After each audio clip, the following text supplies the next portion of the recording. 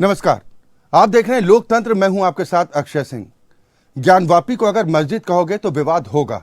उत्तर प्रदेश के मुख्यमंत्री योगी आदित्यनाथ ने ज्ञानवापी और काशी विश्वनाथ मंदिर को लेकर बड़ा बयान दिया। सीएम योगी ने सवाल पूछा कि आखिर त्रिशूल मस्जिद के अंदर क्या कर रहा है, हमने तो त्रिशूल नहीं रखे।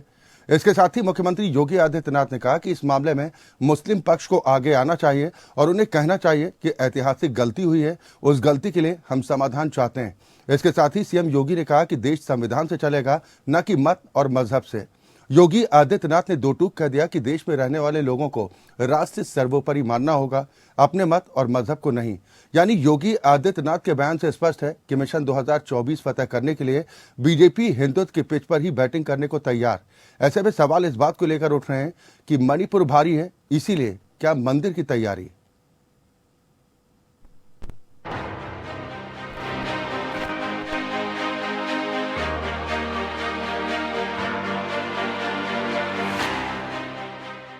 ज्ञानवापी पर मुख्यमंत्री योगी आदित्यनाथ की दो टूक। ज्ञानवापी को अगर मस्जिद कहेंगे तो होगा विवाद।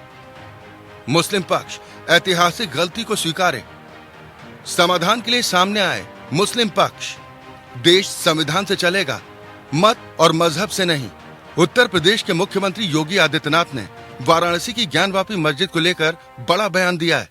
सीएम योगी ने दो टूक लहजे में कहा कि ज्ञानवापी को अगर मस्जिद कहेंगे तो विवाद होगा। योगी आदित्यनाथ ने सवाल पूछा है कि ज्ञानवापी अगर मस्जिद है तो त्रिशूल वहां पर क्या कर रहा है, हमने तो ये त्रिशूल वहां पर नहीं रखे।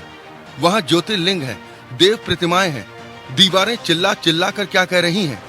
इसके साथ ही मुख्यमंत्री योगी आदित्यनाथ ने मुस्लिम पक्ष को नसीहत दी है कि इस मामले में मुस्लिम पक्ष को आगे आना चाहिए और उन्हें कहना चाहिए कि ऐतिहासिक गलती हुई है, इस गलती पर हम समाधान चाहते हैं। योगी आदित्यनाथ ने इस मामले में सही मुस्लिम पक्ष से प्रस्ताव लाने की बात कही है। काशी विश्वनाथ मंदिर इस प्रॉब्लम का कोई सोल्यूशन है? अगर हम उसको मस्जिद कहेंगे तो फिर विवाद होगा। मुझे लगता है कि भगवान ने जिसको दृष्टि दी है वो देखे ना, त्रिशूल मस्जिद के अंदर क्या कर रहा है, हमने तो नहीं रखे ना। ज्योतिर्लिंग हैं, देव प्रतिमाएं हैं, पूरी दीवारें चिल्ला चिल्ला के क्या कह रही हैं। और मुझे लगता है कि ये प्रस्ताव मुस्लिम समाज की तरफ से आना चाहिए कि साहब ऐतिहासिक गलती हुई है और उस गलती के लिए हम चाहते हैं समाधान।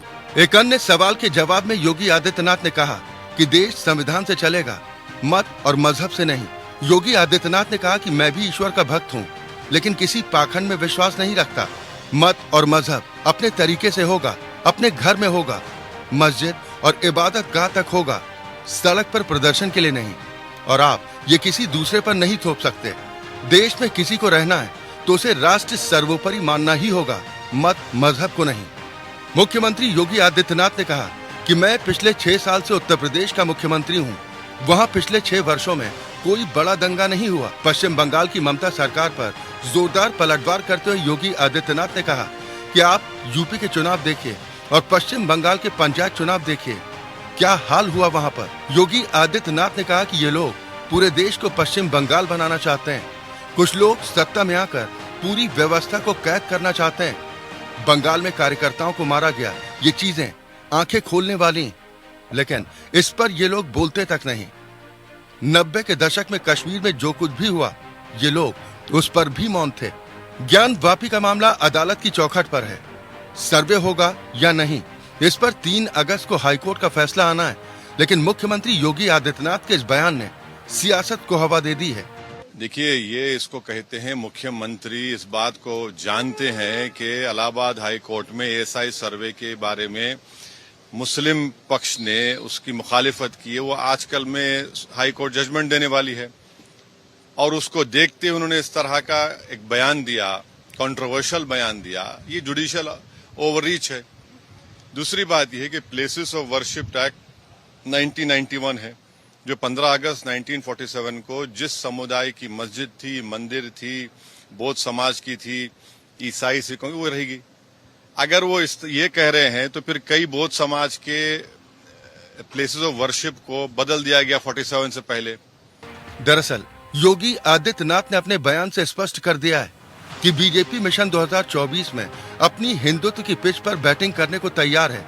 लेकिन सवाल इस बात को लेकर भी उठ रहे हैं कि क्या मणिपुर के हालात पर घिरी बीजेपी ने जनता का ध्यान मणिपुर मुद्दे से हटाने के लिए इस वक्त ज्ञानवापी का मामला जोर शोर से उठाने का फैसला किया है। क्या बीजेपी ने मणिपुर की काट के तौर पर ज्ञानवापी के मुद्दे पर सीएम योगी से बयान दिलवाकर मुद्दे को बदलने की कोशिश की है? ये वो सवाल है जो हर किसी के जहन में। Bureau report, APN.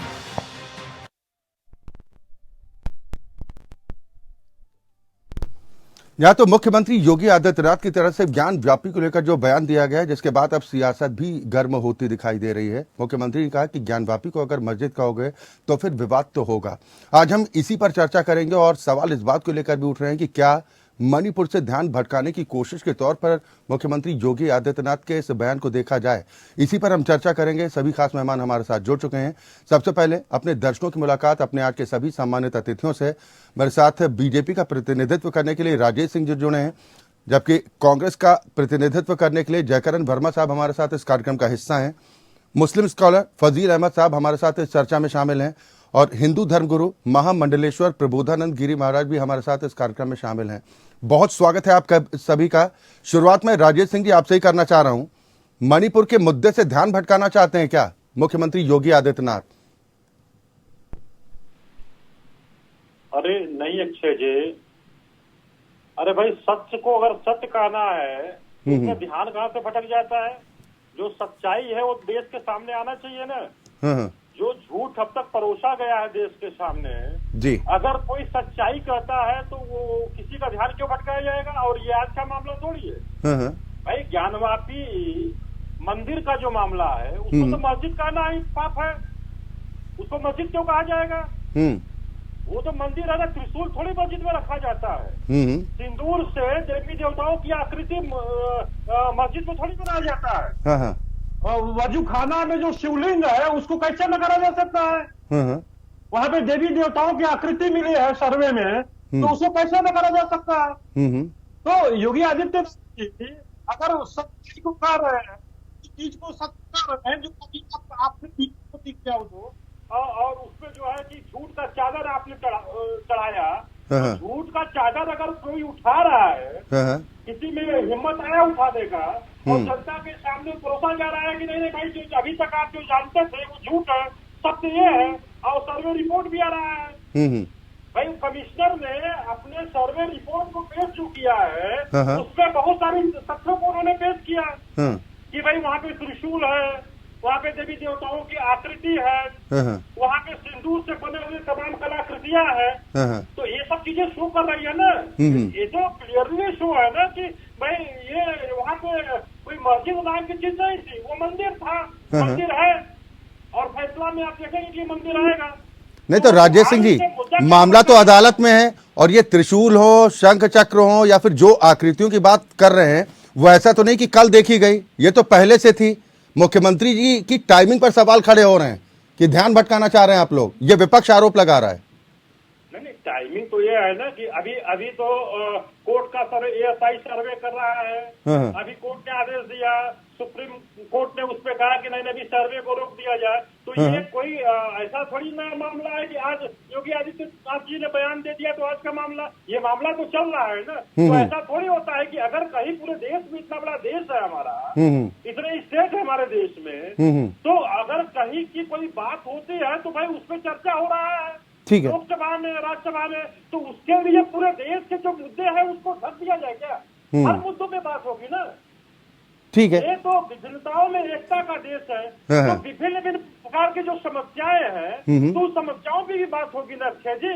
ठीक है। तो कांग्रेस को जब भी हिंदू की बात आती है, सनातन की बात आती है, सनातन धर्म की बात आती है, तो इनका जो है कांग्रेस खतरे में आ जाता है। राहुल गांधी जी, जयकरण वर्मा साहब क्या कहेंगे? मुख्यमंत्री योगी आदित्यनाथ ने कुछ गलत कहा क्या ज्ञानवापी को लेकर?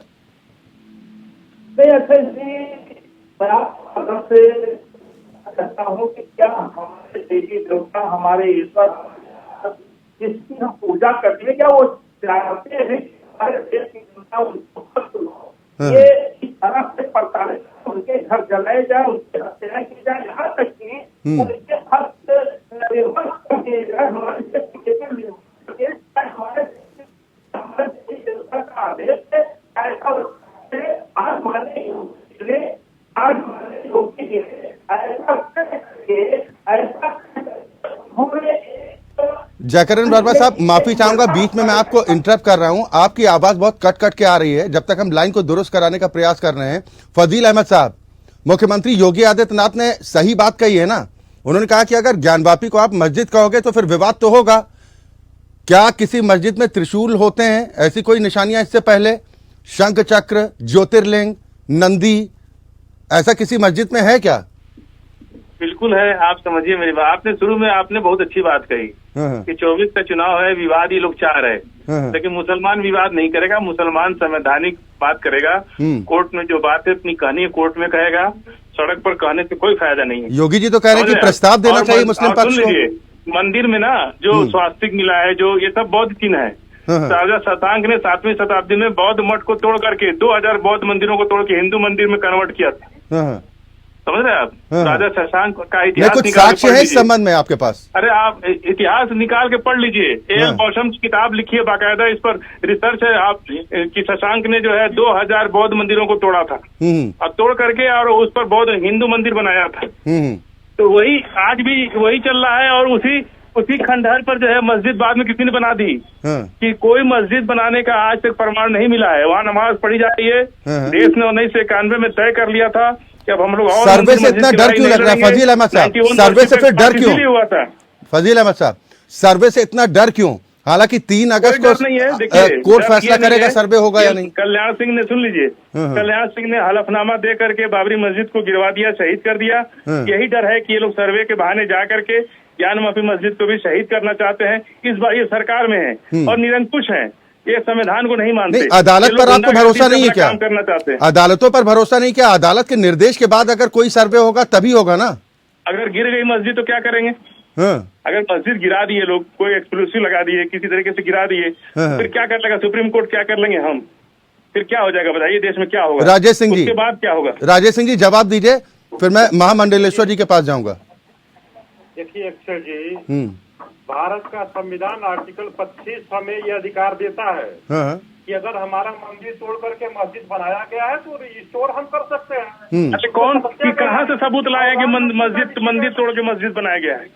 कौन से? तो बुद्धिस्ट लोग कह रहे हैं कि बौद्ध मठ था और स्वामी प्रसाद मौर्य कह रहे हैं कि बौद्ध मठ था, बौद्ध मठ तोड़ करके ये लोग मंदिर बनाए। बगल में विश्वनाथ मंदिर है, उसको भी ये कह रहे हैं कि वो बौद्ध मठ था, उसको तोड़ कर। फजील अहमद साहब सुन लीजिए, आप ही की बात पर जवाब दे रहे हैं, फिर आप बोल दीजिए। स्वामी प्रसाद मौर्य भी तो हिंदू है, वो भी किसी देश के हैं, उनकी बात नहीं सुनेंगे क्या? फजील अहमद साहब, ये ठप्पा नहीं लगा ना, ठप्पा नहीं लगा ना किसी के माथे पर कि वो अगर हिंदू समाज से है तो ठेका है उसके पास हिंदू समाज का, या मुस्लिम समाज का कोई ठेकेदार है? ऐसा तो नहीं है ना फजील अहमद साहब? मुख्यमंत्री है, उनको तो नहीं बोलना चाहिए ना, मामला जेरे अदालत है। नहीं, आप फजील अहमद साहब इसीलिए तो चर्चा कर रहे हैं। अगर बारी बारी से अपनी बात रखेंगे तो बेहतर तरीके से लोगों तक आपकी आवाज पहुंचेगी ना। थोड़ा सा धैर्य रखिए, आप ही के सवाल पर वो जवाब दे रहे हैं। राजेश सिंह जी, मैं आ रहा हूँ। जयकरण वर्मा साहब। अक्षय जी, सबसे पहली बात यह है कि आर्टिकल, भारत का जो संविधान है आर्टिकल 25 हमको ये अधिकार देता है कि अगर हमारे किसी भी सनातन परंपरा और 91 वर्षिप में किसको अधिकार देता है? 91 वर्षिप में किसी देश का संविधान है कि नहीं है? 91 वर्षिप में तो संविधान भूल जाते हैं।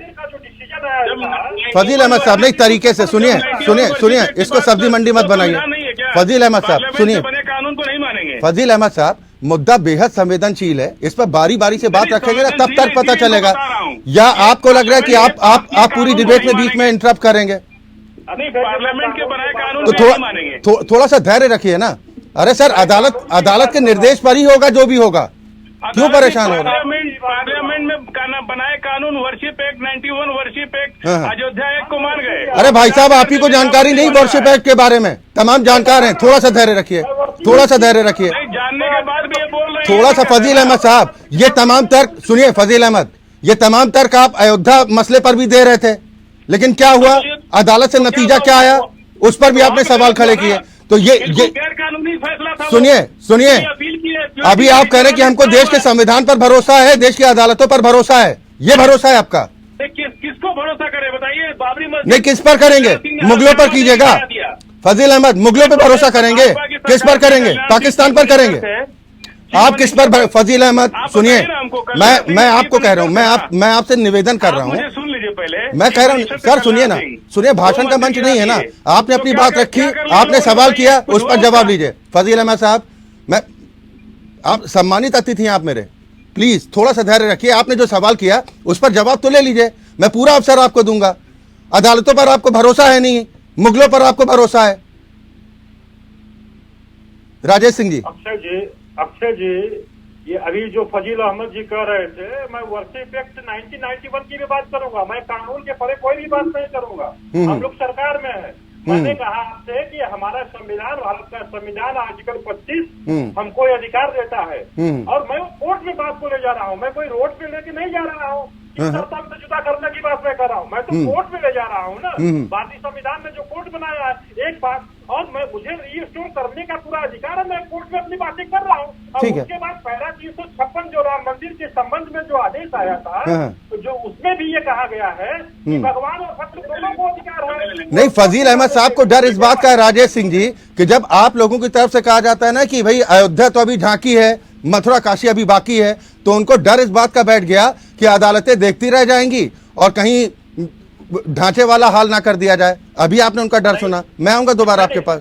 अक्षय जी, नहीं, 10 सेकंड के लिए। अक्षय जी, 500 सालों से हमने कोर्ट में ही जाकर के, कोर्ट में, और उसके पहले जो राजाओं की अदालतें रहती थी, हमने वहीं पे लड़ा ना।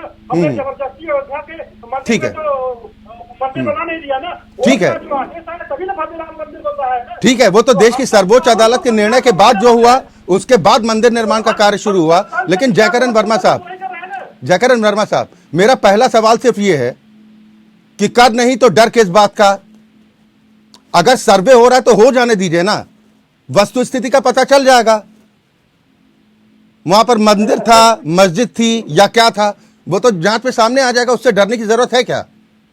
अच्छा जी, आप बार बार कहने का काम कर रहे हैं कि मुद्दा, ये मामला अदालत में है, अदालत के भरोसे हमको छोड़ देना चाहिए, यही मेरा भी मानना है। रही बात माननीय मुख्यमंत्री योगी साहब के जो बयान का, तो मैं इतना कहना चाहूंगा, योगी साहब हिंदू धर्म के ठेकेदार तो बनते घूमते हैं, लेकिन उनकी जो सोच है, उनके जो सिद्धांत है, उनकी जो विचारधारा है, वो हिंदुत्व के खिलाफ जाती है। वो इसलिए मैं कहना चाहता हूँ, इतने बड़े मंदिर और मठ का महंत होते हुए भी, इतने बड़े मठ का महंत जिस पर हजारों लाखों लोग रोज जाने का काम करते हैं, उसका पूजा पाठ न करते हुए, उस मंदिर का और मठ का सेवा न करते हुए, उस पर विश्वास इनको न होते हुए, इन्होंने मुख्यमंत्री बनना चाहा। वो मठ को छोड़ करके ये सत्ता के लालच में आकर के लखनऊ की कुर्सी इन्होंने संभालने का काम किया, और आज ये दूसरे प्रदेशों में जाकर के ज्ञान बांटने का काम कर रहे हैं। क्या अक्षय जी, हमारे देवी देवता ये चाहते हैं कि उनके भक्त परेशान हो? क्या अक्षय जी, हमारे देवी देवता चाहते हैं कि उनकी बेटियां, उनके पूजा पाठ करने वाले लोग, उनको मानने वाले लोग, उनके द्वारा बनाए जाने वाले लोग के घर जलाए जाए, उनकी हत्याएं हो जाए, वो मारे जाए? और वर्तमान की सरकार, जिनके धर्म के नाम पर ये सरकार बनाते हैं, ये आंख मूंद कर सोते रहे, उस पर देख न करें। आपका जो कहना बार बार कि ज्ञान वापी मामला कोर्ट पर है, जितना मेरे लिए मंदिर है, उतना ही हमारे पास, हमारे देश में मस्जिदों का भी कद है, उनकी भी कद हम लोग करते हैं। हिंदू, मैं अयोध्या का रहने वाला हूँ, मैं भी एक पूर्वी समाज से आता हूँ, पिछड़े समाज में। भारतीय जनता पार्टी के लोग, हो सकता है हमारे लोगों को, दलितों पिछड़ों को हिंदू मानते हो, ना मानते हो, या चुनाव के समय मानते हो, यह अलग मुद्दा है। लेकिन हम लोग भी भगवान राम की पूजा करते हैं, भगवान राम के बजरंगबली के दर्शन करते हैं। हमें पता है, हमें कष्ट है इस बात का कि इनके जैसे ठेकेदार लोग हमारे देश में नफरत की बीज बो रहे हैं। आज हमारी बेटियां निष्पक्ष करके घुमाई जा रही है, ये संसार नहीं होते हैं, ये भाषण देने का काम करते हैं। नहीं तो मणिपुर को छतरी बना सकते हैं क्या जयकरण वर्मा साहब, ज्ञान वापी के मामले को लेकर? मणिपुर को छतरी के तौर पर इस्तेमाल कर सकते हैं क्या? कांग्रेस पार्टी का क्या पक्ष है? क्या सर्वे होना चाहिए? कांग्रेस पार्टी का पक्ष मैं जानना चाह रहा हूँ, व्यक्तिगत नहीं। अक्षय जी, मैंने पहले भी कहा, फिर कह दे रहा हूँ, जिम्मेदारी के साथ कहता हूँ कि आपने देखा अयोध्या का मामला कोर्ट के संज्ञान में रहा, कोर्ट ने निर्णय दिया, सारे लोगों ने माना उसको। हमारे देश के जो भी धर्म के लोग मानने वाले हैं, सारे लोगों ने माना। आज भी ये मामला कोर्ट में है, हम उस कोर्ट के निर्णय का कोर्ट का आदेश तो मानना पड़ेगा, चाहते हुए ना चाहते हुए भी। अगर सर्वोच्च अदालत कोई निर्णय देती है तो वो तो सिर झुका के मानना ही पड़ेगा, कोई भी हो, ना मानने का तो कोई सवाल ही नहीं उठता ना जयकरण वर्मा साहब। लेकिन सवाल यह है कि अगर आस्था है, सुनिए, अभी आपने कहा कि मैं भी अयोध्या से हूं, कुर्मी समाज से हूं, मेरी भी आस्था है, ठीक बात है, लेकिन आप मानते हैं कि अयोध्या पर जो भी निर्णय सुप्रीम कोर्ट का आया वो सही था? पैदा करने के लिए बैठा हूँ अक्षय जी। भारतीय जनता पार्टी का काम हो सकता है कि लाखों पर राजनीति करना, उनकी होली खेलना, जिनको मुसलमान करना, ठीक है, हिंदुस्तान पाकिस्तान करना, ठीक है, लेकिन अदालत में जाकर ये कह देना कि भगवान राम का अस्तित्व ही नहीं था, ये भी उसी राजनीति के तहत आता है जिसको डर्टी पॉलिटिक्स कहते हैं, कि वोट बैंक की सियासत के चक्कर में, तुष्टीकरण की राजनीति के चक्कर में राजनीतिक पार्टियां इस हद तक पहुंच जाती हैं कि अदालत में राम के अस्तित्व को नकार देती हैं, हलफनामा तक दाखिल किया जाता है कि नहीं भाई ये तो सब काल्पनिक कहानियां हैं। तो इस पर फिर मंशा पर सवाल उठते हैं ना कि तुष्टीकरण की राजनीति कौन कर रहा है और कौन नहीं कर रहा है।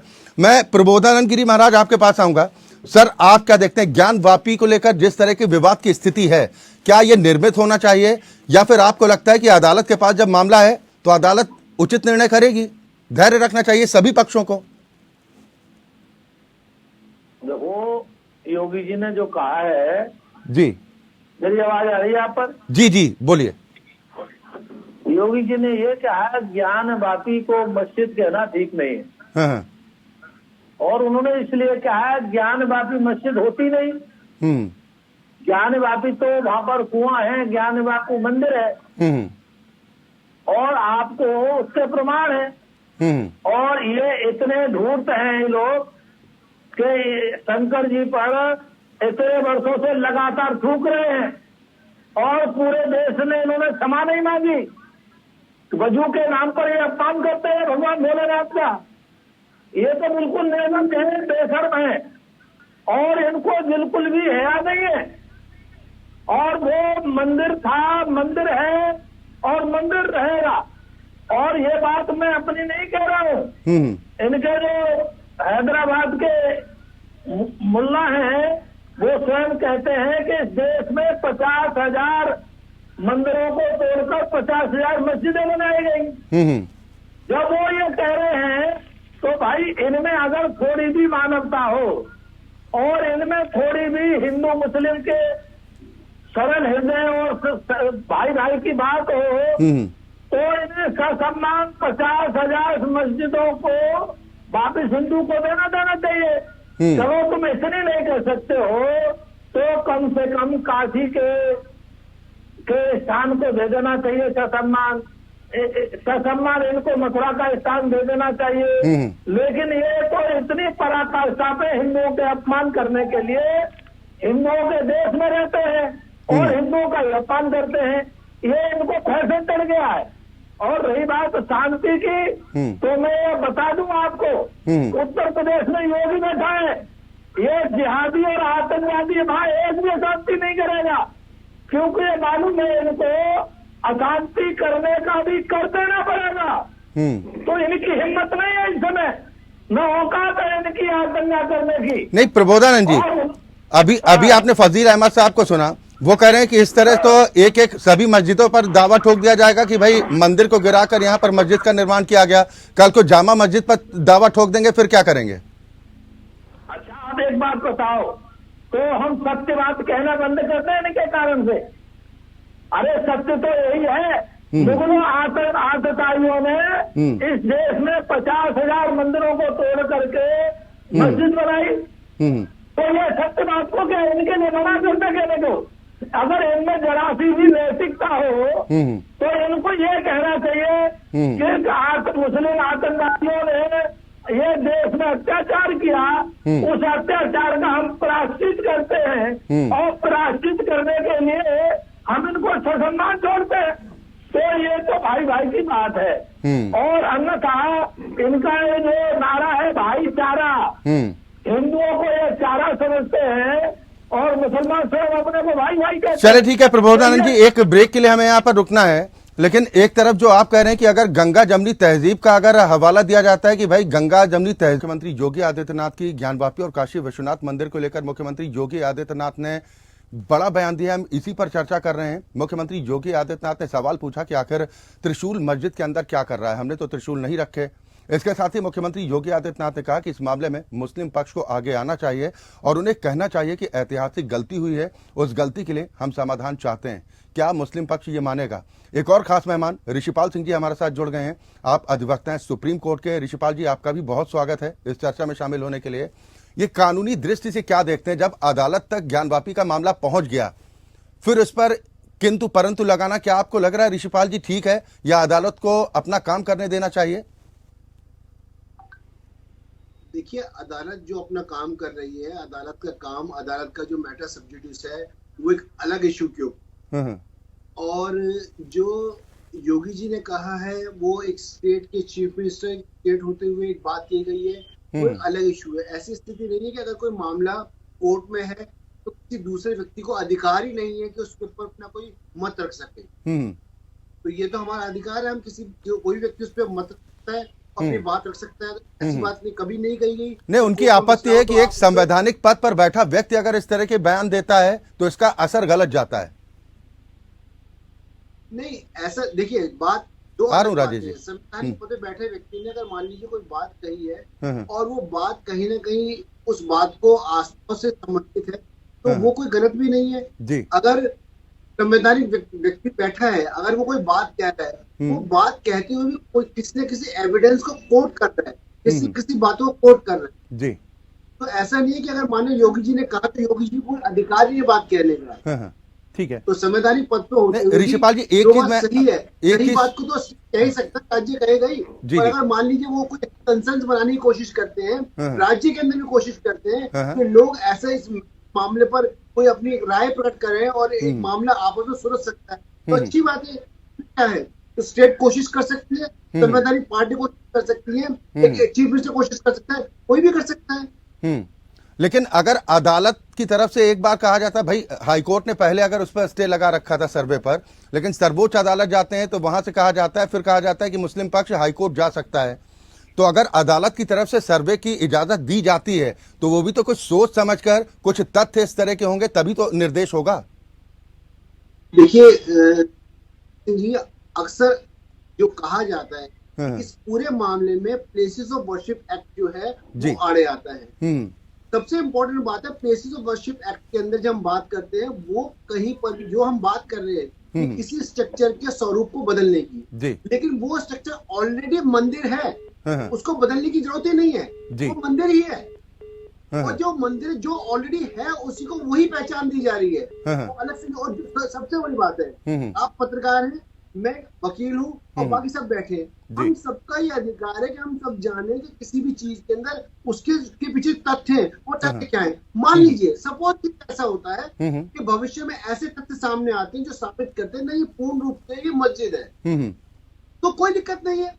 अगर ऐसा होगा, तथ्य सामने आएंगे तो फिर समाज नहीं, यही कहा जा रहा है कि अदालत पर तो भरोसा कर सकते हैं। मान लीजिए आपको किसी एक पार्टी पर, किसी खास पार्टी की सत्ता पर अगर भरोसा नहीं है तो अदालतों पर तो भरोसा किया ही जा सकता है ना जयकरण वर्मा साहब? बिल्कुल किया जाएगा। सबसे बड़ी बात क्या है कि जब भी वो तथ्य सामने आएंगे तो आंख मूंद कर अदालत उन पर भरोसा नहीं करेगी।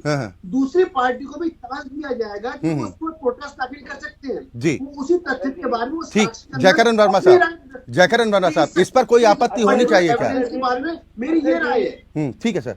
जयकरण वर्मा जी, क्या आपको लगता है कि माननीय योगी जी अदालत पर भरोसा करते हैं? नहीं करते हैं। आपने कई मामले में देखा होगा कि वो कोर्ट कचहरी, कानून, संविधान, ये इसको नहीं मानते, वो सीधा ठोकों की राजनीति करते हैं, उसको अपने तरीके से प्रदेश को चलाना चाहते हैं। उनके लिए संविधान, कानून, कोर्ट कचहरी माने नहीं रखता। हाँ, ये अलग बात है, स्वयं के ऊपर जब आती है तो सदन में वो अपनी बात रखते हैं, गिड़गिड़ाने का भी काम करते हैं और आंसू भी बहाने का काम करते हैं। तब उनको एहसास होता है कि संविधान और कानून क्या होता है। शायद इस बात को माननीय योगी जी को समझना चाहिए कि संविधान और कानून से ही हमारा देश चलेगा। इसको इग्नोर करना उनके लिए ठीक नहीं है। ठीक इसलिए नहीं है कि अगर उनके द्वारा ऐसा कुछ किया जाता है तो इससे प्रदेश और देश में एक दूसरी व्यवस्था का वो प्रचार करेंगे और इससे लोगों का विश्वास उठेगा। क्योंकि जब हमारे देश का मुखिया ही, प्रदेश का मुखिया ही इस पर विश्वास नहीं करेगा तो उनके प्रदेश की जनता उस पर कैसे विश्वास करेगी? नहीं तो आप लोगों की इन बातों पर प्रदेश की जनता, देश की जनता विश्वास क्यों नहीं कर रही? जयकरण वर्मा साहब, ये जानना चाह रहा हूं। आप लोग तमाम बातें कह रहे हैं, ये क्यों उत्तर प्रदेश की जनता भरोसा नहीं कर रही है आप लोगों की बात पर? नहीं, क्या अक्षय जी, मान लीजिए जयकरण वर्मा चुनाव हार गए, कांग्रेस पार्टी हार गई, तो इसका मतलब ये है कि जो व्यक्ति जीता है वो संविधान खत्म कर देगा? क्या जो व्यक्ति जीता है वो मणिपुर को जलाने का काम करेगा, वहां कुछ रोकथाम की चर्चा नहीं करेगा? क्या वो जीत दर्ज कराना ही ये माना जाए कि देश उसके हाथ में? अभी आप मुगलों की बात कर रहे थे, जयकरण वर्मा साहब, एक उपचुनाव में जब कोई भी राजनीतिक दल एक उपचुनाव में जीत हासिल कर लेता है, तब छाती ठोक कर कहता है कि अगले चुनाव में तो हम पासा पलटने जा रहे हैं। अक्षय जी सुनिए ना, अक्षय जी सुनिए ना, आप बोलने नहीं देते। नेतृत्व करने का मतलब ये नहीं है कि हुकूमत करना, बादशाहत करना। नेतृत्व करने का मतलब है अपने प्रदेश और देश को प्रगति की राह पर ले जाना, अच्छे रास्ते दिखाना। कांग्रेस पार्टी सर्वे के खिलाफ है लेकिन वर्मा जी, कांग्रेस पार्टी सर्वे के खिलाफ है। मैंने अक्षय जी, आप एक बार क्यों पूछना चाहते? मैंने पहले कह दिया कि कांग्रेस पार्टी या जयकरण वर्मा या प्रदेश की हमारी जनता कोर्ट के भरोसे बैठी। हम संविधान को मानने वाले लोग, कोर्ट जो फैसला देगी हम उसको मान कर लेंगे। अयोध्या में आपके पास उदाहरण है, आपने देखा नहीं अयोध्या में क्या हुआ? तो कोर्ट ने कहा उसको देश नहीं दुनिया ने मान लिया। कहाँ कुछ फजील अहमद साहब तो नहीं मान रहे, आपके सामने ही जुड़े हुए हैं। कौन मानता है कौन नहीं मानता है ये हर आदमी का। मैं फजील अहमद साहब अपनी बात रखेंगे, मैं अपनी बात रखता हूँ। तो सुप्रीम कोर्ट का जो अयोध्या पर फैसला था उसका कांग्रेस पार्टी स्वागत करती है ना कि सही निर्णय था। हम यहाँ खून खराबा नहीं चाहते हैं, हम भारतीय जनता पार्टी की तरफ ऊंच नीच की खाई नहीं पैदा करना चाहते हैं। ठीक है, राजेश सिंह जी वो कह रहे हैं कि ऊंच नीच की खाई पैदा कर रहे हैं, और जब जब चुनाव नजदीक आता है तो कैसे हिंदू मुसलमानों के बीच में एक दीवार मजबूत खड़ी की जाए, ये कोशिश रहती बीजेपी की। अक्षय जी, ये तो 20 सेकंड भी नहीं आप देते, 20 पे टोक देते हैं। नहीं सर, ठीक नहीं, आप अपनी बात पूरी कर लीजिए। मुझे लगा आपने अपनी बात पूरी कर ली। महामंडलेश्वर साहब बैठे हैं, गिरी साहब बैठे हैं, उनसे मैं निवेदन स्वरूप एक बात कहकर अपनी बात खत्म कर दूंगा। हाँ, नहीं आप अपनी बात पूरी कर लीजिए। मैं इतना निवेदन करता हूँ, जब गिरी साहब बोल रहे थे मुझे लगा कि आज हमारे धर्म गुरु, हमारे पूजनीय, हमारे संत महंत आज हम लोगों की बात करेंगे, हिंदुओं को एकजुट करने की बात करेंगे। आज ये बात उठाने का काम करेंगे कि देश में राष्ट्रपति को, चाहे वो दलित हो चाहे आदिवासी हो, उसको भी मंदिर में पूजा करने का हक मिलेगा। आज ये बात करेंगे कि जो दलित आदिवासी या पिछड़े वर्ग हैं, इनको भी कोई हिंदू के ठेकेदार चाबुक डंडे और उनकी मोच दाढ़ी नहीं बनवाएगा। आज ये बात करेंगे कि उनकी शादियों में उनको भी घोड़े पर बैठाने का हक दिया जाएगा। लेकिन दुख के साथ कहना चाहता हूँ कि गिरी साहब ने आज हिंदू मुसलमान करके काम दिया। हमारे जैसे बहुसंख्यक हिंदू को इनका भी ध्यान नहीं जाता, इनकी भी निगाहें नहीं जाती। चलिए ठीक, आपके सवाल पर प्रबोधानंद गिरी जी महाराज अपना जवाब देते, फिर मैं राजेश जी आपके पास आ रहा हूँ। प्रबोधानंद जी क्या कहेंगे? वो आप पर सवाल खड़े कर रहे हैं कि आपकी भूमिका सही नहीं है। अच्छा, ये कह रहे हैं जी, मैं इनका ये जवाब दे दूं। कांग्रेस का तो काम है कि केवल हिंदुओं के साथ अत्याचार करना, और कांग्रेस को अब ये मौका मिल नहीं रहा है, और जब ये मौका इनको नहीं मिल रहा है तो पागल हो रहे हैं। तो इसका कोई इलाज नहीं है। और मैं एक और बात कहता हूँ, अब हिंदू जाग गए हैं, अब कांग्रेस को अवसर मिलने वाला नहीं है कि आप हिंदुओं का अपमान करती है। बहुत आदमी कर लिया हिंदुओं के साथ अत्याचार, हिंदुओं को के साथ आपने अत्याचार कर लिया, जयकरण जी सुन तो लीजिए, आपने प्रश्न किया, आपके ही प्रश्न पर जवाब दे रहे हैं। अब आपकी स्थिति ऐसी हो गई है, दूर नहीं, प्रबोधानंद महाराज और जयकरण वर्मा जी एक साथ आवाजें आप लोगों की समझ नहीं आ रही हैं। आपको आप केवल ये काम करते हैं जैसे सनातन संस्कृति पर हमला हो।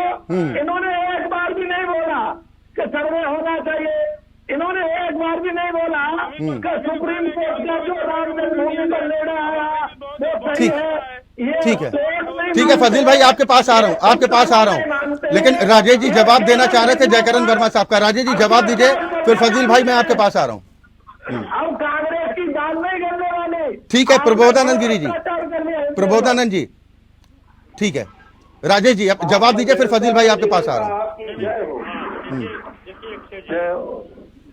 भाई जयकरण जी और कांग्रेस की दिक्कत ये है, भाई योगी आदित्यनाथ जी ने क्या कहा, आदरणीय योगी आदित्यनाथ जी एक जिम्मेदार मुख्यमंत्री है प्रदेश के, उन्होंने क्या कहा कि भाई ये हिंदुओं की आस्था का सम्मान आपको करना चाहिए, आपको आगे आकर के पहल करना चाहिए। भाई ये सारी चीजें अपने आप हो रही है, आपको मालूम है कितने मुख्यमंत्री। फजील भाई थोड़ा सुन लीजिए, फिर मैं आप ही के पास आ रहा हूँ, सुन लीजिए। अरे एक ही बात को कितनी बार सुनाएंगे हमको? अरे आप भी तो वही कहानी पढ़ रहे हैं बार बार। आ रहा हूँ मैं आपके पास, मैं आ रहा हूँ फजील भाई, आ रहा हूँ। एक सेकंड सुन लीजिए, फिर मैं आपके पास ही आ रहा हूँ। कोई नई चीज बताई नहीं तो क्या सुने उनकी हम बात? वही किसी पे रील बजा रहा है। चले नहीं, आपके पास जानकारी बताइए फजील अहमद साहब। दाल रोटी चलती है तो करे गुणगान मुख्यमंत्री का। मुख्यमंत्री न्यायालय सुप्रीम कोर्ट हाई कोर्ट से ऊपर है क्या? अरे मुगलों से आपकी चलती क्या दाल रोटी? फजील अहमद साहब, मुगलों से आपकी रोटी चलती है क्या? मुगलों से प्रेम आप झाड़ते हैं? आपको देश की संवैधानिक संस्थाओं पर भरोसा नहीं है, देश के लोगों पर भरोसा नहीं है, सरकार पर भरोसा नहीं है, मुगलों पर भरोसा है। 900 साल जिसने इस देश की सेवा किया उसको आप सिरे से नकार दे रहे हैं। सर सुनिए 900 साल सेवा आपने करवाई होगी। सुनिए फजील अहमद साहब को अखंड भारत बनाने का काम मुगलों ने किया है। तो कोई अवध का राजा, कोई मगध का राजा, छोटे छोटे राजा थे ये लोग। कोई अवध का राजा, कोई मगध का राजा, सबको जीत करके अखंड भारत बनाया। दोनों पीढ़ियां दफन है। अरे तो आपको फजील अहमद साहब, आपको छोड़ के क्यों चले गए मुगल? आपको साथ नहीं ले गए? अरे हमको गए कहा? वो तो यही दफन है, हम भी यही दफन हो जाएंगे। वो गए कहा? नहीं, आक्रांताओं से इतना प्रेम। एक तरफ आप गंगा जमनी तहजीब याद दिलाते हैं। सुनिए फजील अहमद साहब, मैं आऊंगा राजेश जी मैं आपके पास आ रहा हूँ, एक सेकंड। नहीं फजील अहमद साहब मुझे बताइए। अरे सुन तो लो महाराज, सुन तो लो। अरे फजील अहमद साहब सुन तो लो। फजील अहमद, फिर अभी आप कह रहे हैं कि आप तथ्यों की बात कर रहे थे, ज्ञानवापी पर तथ्य क्या है? मुझे बताइए कौन सी ऐसी मस्जिद है, त्रिशूल, ज्योतिर्लिंग, देव प्रतिमाएं, कमल का फूल उसमें नजर आता है, नंदी जी बैठे होते हैं, कौन सा ऐसी मस्जिद है जहाँ पर इससे पहले आपने देखा? ये कोई हिंदू सिंबल नहीं है। किसी हिंदू मंदिर में दिखा दीजिए कमल है क्या? त्रिशूल नहीं देखे आपने कभी? त्रिशूल नहीं देखे आपने? त्रिशूल नहीं देखे आपने? पुष्प कमल आपने नहीं देखे? ज्योतिर्लिंग आप गए हैं? फजील अहमद साहब सुनिए, फजील अहमद साहब सुनिए, आधे कचरा ज्ञान घातक होता है। सुनिए पहले फजील अहमद साहब सुनिए। फजील अहमद अगर मेरी आवाज आप तक पहुंच रही है, आधे कचरा ज्ञान बहुत घातक होता है। जब तक आंखों से ना देखें, जब तक अगर मैं स्टूडियो में होता ना, मेरे पास इस समय 5-7 किताबें मोटी हैं जो देश के बड़े बड़े इतिहास में लिखी है। पता नहीं किस मुगल ने लिखी होगी किताब। आप मुगलों की किताब पढ़ते हैं, आप मुगलों की किताब पढ़ते हैं तो पता नहीं किसने लिखी होगी। मुझे ये बताइए, नहीं मुझे एक चीज बताइए, सुनिए। भारत किसने बनाया? चर्चा को, अरे फाजिल अहमद साहब सुनो। भारत को भारत किसने बनाया? फजील अहमद सुनिए, मेरी बात सुनिए पहले। भारत को इतना अखंड भारत किसने बनाया? मुगलों ने बनाया। ये तो कोई पांच जिले का राजा, अवध का राजा, मगध का राजा, कोई इधर का राजा, छोटे बनारस का। कहिए मुगल महान थे। फजील अहमद है हिम्मत, बोलिए कि मुगल महान थे। बिल्कुल मुगल महान थे, बिल्कुल महान थे। उन्होंने इस देश के लिए बहुत कुर्बानी दी है, अपनी 9 पीढ़ियां दफन कर दी। जयकरण वर्मा साहब आपकी पार्टी समर्थन कर रही है फजील अहमद साहब के बयान का। मुगल महान थे, 900 साल में अखंड भारत बना के गए मुगल, फिर लूट के गए। फजील अहमद थोड़ा सा धैर्य रखिए। सुनिए फजील अहमद साहब, आपको लग रहा है कि आप कहीं पे स्पीच दे रहे हैं, और जब तक आपकी स्पीच खत्म नहीं होगी आपकी बात पूरी नहीं होगी। थोड़ा सा धैर्य रखिए, दूसरों को भी सुनिए। फजील अहमद थोड़ा इंतजार कीजिए, इनकी आवाज थोड़ी डाउन कीजिए। जयकरण वर्मा साहब, क्या कांग्रेस की नजर में भी मुगल महान थे?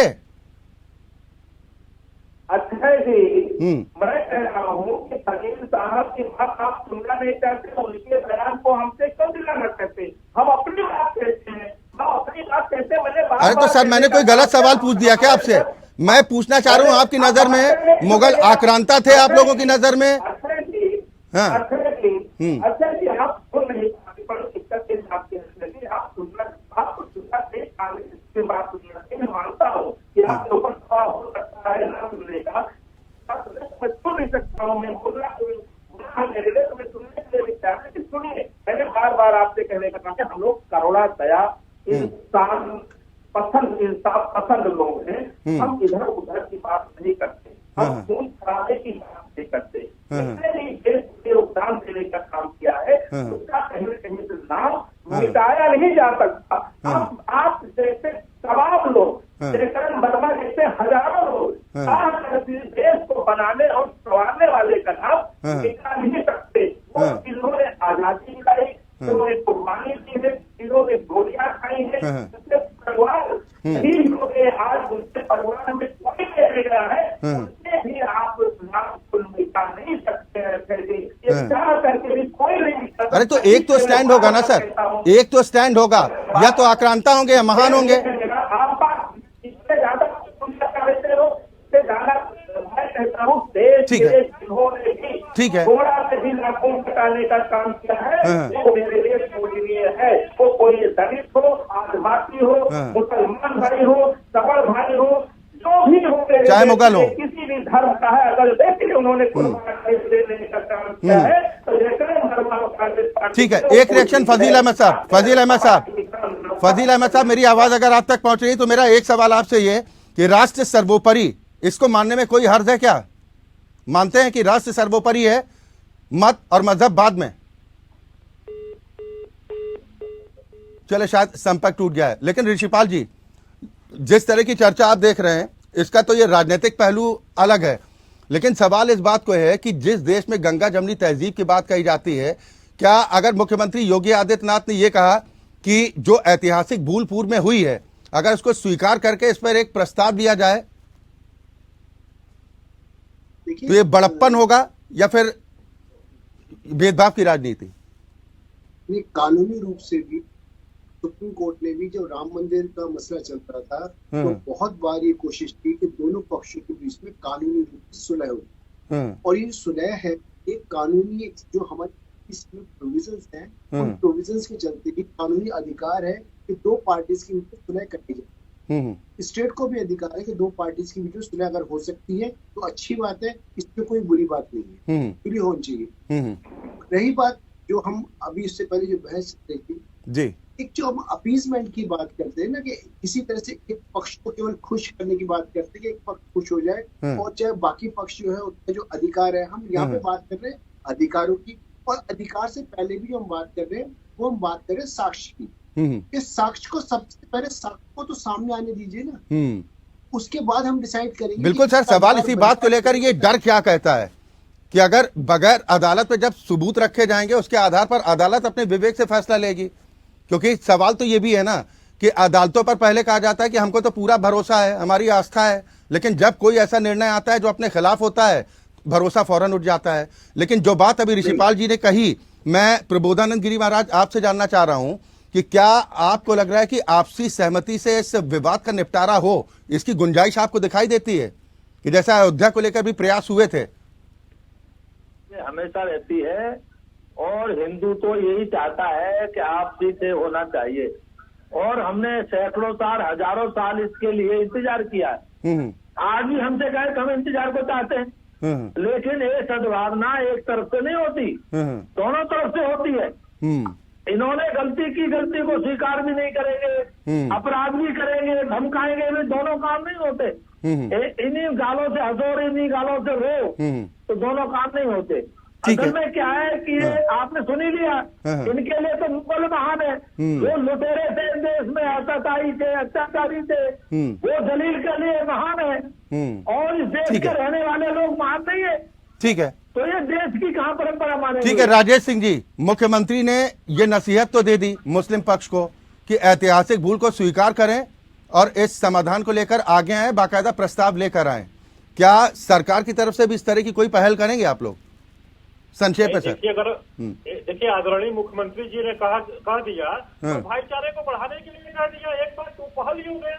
एक बात मैं और कहना चाहता हूँ कि ये जो कांग्रेस और मुस्लिम समाज बार बार वर्षिप एक्ट 1991 की दुहाई दे रहा है। एक्चुअल में ये मामला प्राचीन स्मारक पुरातत्व स्थल अवशेष अधिनियम 1958 का है और ये लोग वर्षिप एक्ट 1991 की बात करते हैं और ये जो है अधिनियम 1958 की बात है।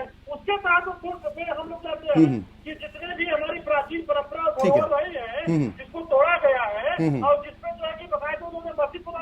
और मैं बात कर रहा था कि अगर मुस्लिम समाज या कांग्रेस ये चाहता है कि देश में भाईचारा हो तो भाई आप तो निराकार ब्रह्म के उपासक हैं, आप ये कह दीजिए आप तो कहीं भी ठीक है, ठीक है ऋषिपाल जी, आप कुछ कहना चाह रहे थे सर, 10 सेकंड में अगर अपनी बात पूरी कर पाए।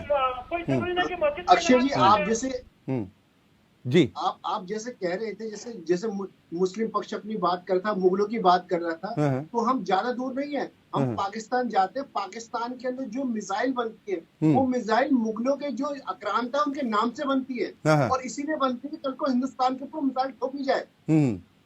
आप समझ लीजिए कोई दूर नहीं है, आपके सामने है कि वही मुगले जिनको महान बना रहे वो मुगले वो मिसाइलों का नाम उनके नाम से है जो हमारे ऊपर गिरने को तैयार बैठे हुए हैं। चले, बिल्कुल सवाल इसी बात को लेकर है कि क्या कुछ लोग इस तरह की स्थिति निर्मित करना चाहते हैं कि दोनों पक्ष आमने सामने आ जाएं, आपस में टकराव हो और उसका उनको सियासी फायदा मिल पाए। अब समय का अभाव है, बहुत शुक्रिया आप सभी मेहमानों का हमारे साथ इस चर्चा में शामिल होने के लिए। लेकिन मुख्यमंत्री योगी आदित्यनाथ की तरफ से दो टूक कह दिया गया कि ज्ञान वापी पर जो ऐतिहासिक भूल हुई है उस पर मुस्लिम पक्ष को बड़ा दिल दिखाना चाहिए, सामने आना चाहिए और ऐतिहासिक गलती को स्वीकार करते हुए बाकायदा प्रस्ताव देना चाहिए। लेकिन इस चर्चा के दौरान क्या इस बात की उम्मीद कर सकती है, जिस तरह का घमासान देखने को मिला, कि क्या वाकई में इतना आसान है इस मामले को निपटाना? क्योंकि अदालत के पास मामला है, अदालत अभी तय करेगा कि सर्वे होगा या नहीं होगा और उसके बाद आगे क्या कार्रवाई होती है अदालत को तय करना है। लेकिन जिस तरीके की बयानबाजी का दौर शुरू हो चुका है, क्या ये माना जाए क्या मिशन 2024 में एक बार फिर हिंदू मुसलमान की राजनीति अपने चरम पर होगी? इसी के साथ लोकतंत्र में अभी के लिए बस इतना ही। खबरें लगातार जारी।